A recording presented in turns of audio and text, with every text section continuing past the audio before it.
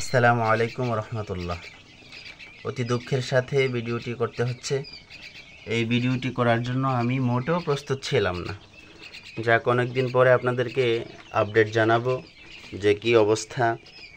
আসলে আমি আজকে আমার খাঁচা খুলে আমি অবাক হয়ে গেছি রীতিমতো।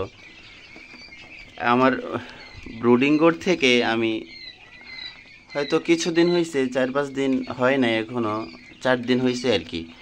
আমি আমার যে মূল খাঁচাটা বানিয়েছিলাম, এখানে আমি আমার কোয়েল পাখিগুলো এখানে সেট করেছিলাম।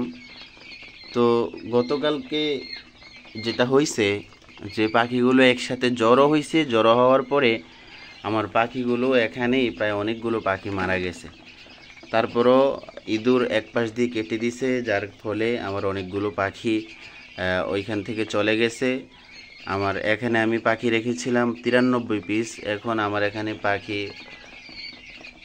আমার মনে হয় অর্ধেক কমে গেছে। আমি এখনও গুনতেছি না, এটা জানি না আল্লাহ তাআলা আমাকে কি পরীক্ষা করতেছেন। এটা হচ্ছে সবচেয়ে বড় জিনিস, যে কোনো জিনিসের ভিতরে যদি মানুষের নজর বা কারো মুখ লাগে তাহলে এই সমস্ত জিনিস টিকে না, যতটুকু আমি জানি।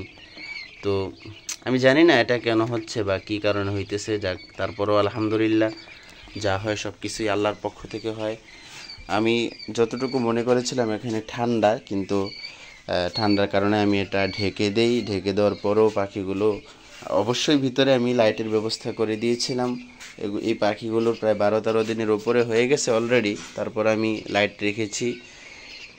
তো এটা কেন হলো, কিভাবে হলো, কি কারণে হলো আমি বুঝতে পারতেছি না। আমার এখানে আমি গত রাত্রেও একটা পাখির বাচ্চা ফেলেছি, এখানে আরও অনেকগুলো পাখি এখন মারা গিয়েছে।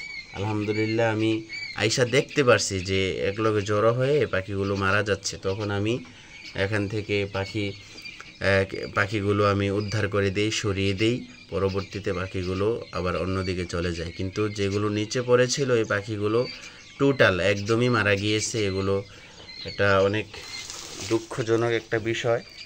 যাক, আলহামদুলিল্লাহ, সব শেষে আলহামদুলিল্লাহ, এটাই বলা দরকার, কারণ সব আল্লাহর পক্ষ থেকে হয়। দোয়া করবেন যাতে আমার পাখিগুলো সুন্দরভাবে পুনরায় আল্লাহ তাআলা আবার এগুলোকে আমাকে পুষিয়ে দেন। এটাই আপনাদের কাছে চাওয়া। হয়তো আমার একটা পরীক্ষা চলছে। ভালো থাকুন, সুস্থ থাকুন। আসসালামু আলাইকুম রহমতুল্লাহি ওয়া বারাকাতুহু।